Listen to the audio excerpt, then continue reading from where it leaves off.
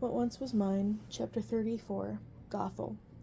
In her mind, dominating all her thoughts, there was a map of the land such as a king or general going to war might have.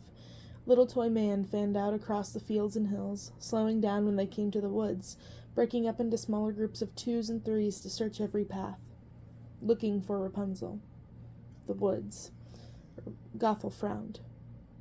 These were not, of course, the great untamed and wild woods of centuries ago. There were paths through the deepest of them now, and the largest boars and wolves were rare. Rarer still were sightings of fairies and goblins and ghosts and will-o'-the-wisps, or witches in huts made of candy. Rapunzel had definitely been seen at the Snuggly Duckling, but before any details could be learned, Lady Bathory's men had burned it down in anger, retribution, random acts of violence. Who could say? She hired people like herself, vicious, chaotic, and not that smart. The Countess did, however, have these fantastic woundhounds. By good chance, one of Samhet's men, having escaped from a skirmish with the royal guard, claimed to have seen Rapunzel, with Flynn Rider, the reprobate from the wanted posters. Gothel had been right about the two of them conspiring together. What an idiot she was for bringing that poster back to her daughter as a birthday present. No good deed ever went unpunished. There was some confession in the story, of course. Was Rapunzel dressed up like a thug in disguise, or with a girl dressed like a thug? It sounded like the latter, since this other girl didn't have silver hair, and of course all the lords and men then immediately dismissed this possible other girl, because how important could a girl be?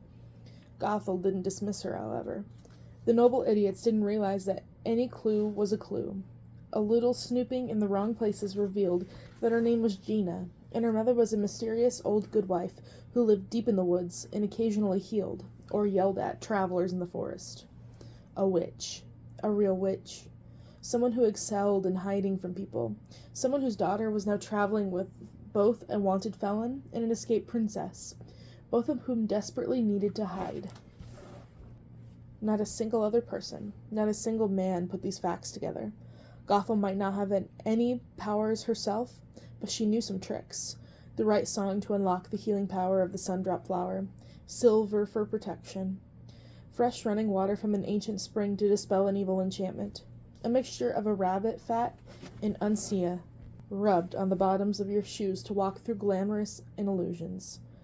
The question was, how best to make use of this new information, and who would be the lucky noble to receive her help?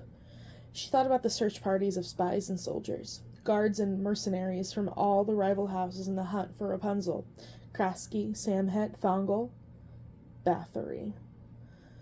Gothel didn't really like her.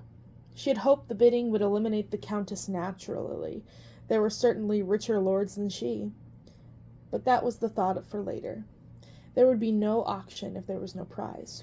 It was time for Gothel to once again take an active part in securing her future, and the first step was regaining her daughter's trust.